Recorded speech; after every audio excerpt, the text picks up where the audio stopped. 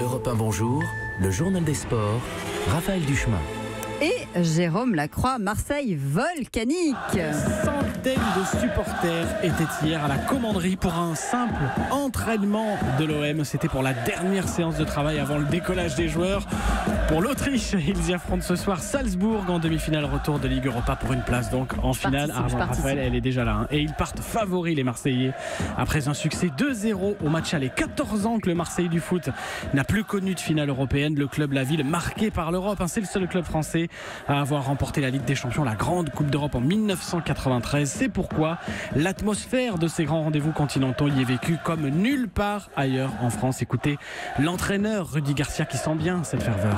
C'est important, ça fait chaud au cœur. On sait aussi qu'on aura des supporters dans la place, comme on dit. Donc il y a tous ceux qui sont restés à Marseille et on va tout faire pour emmener le peuple marseillais à Lyon en finale de la Coupe d'Europe. Mais c'est vrai que c'est une charge émotionnelle en plus, c'est de la motivation en plus, ce que nous ont donné nos supporters. Et on veut leur rendre tout ça demain avec une qualification. Voilà, et droit au rêve, c'est la une ce matin de la Provence que vous montrez, Raphaël, si vous êtes avec nous sur europe1.fr. Droit au rêve, détournement du slogan du club, droit au but. 1500 fans marseillais seront ce soir à Salzbourg dans une Red Bull Arena garnie de 34 000 supporters autrichiens. Mais à Marseille, il y aura un écran géant dans la fan zone du stade Vélodrome. 22 400 places sont parties en moins d'une journée.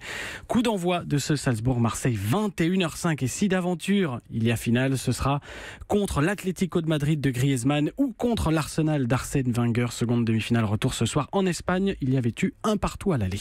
Une finale dont on connaît l'affiche, elle, ce matin, c'est celle de la Ligue des Champions. Oui, les Anglais de Liverpool défieront le Real Madrid le 26 mai à Kiev. Retour de Liverpool en finale de la Grande Coupe d'Europe 11 ans après. Ils ont éliminé hier soir l'AS Rome à l'issue d'une belle demi-finale retour.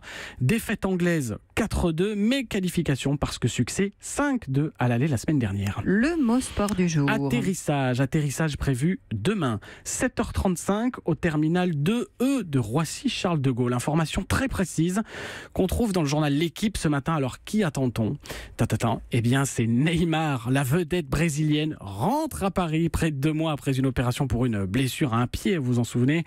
Direction ensuite le centre d'entraînement du PSG. Alors il ne devrait pas jouer à nouveau en championnat, mais s'adonner à des séances de remise en forme.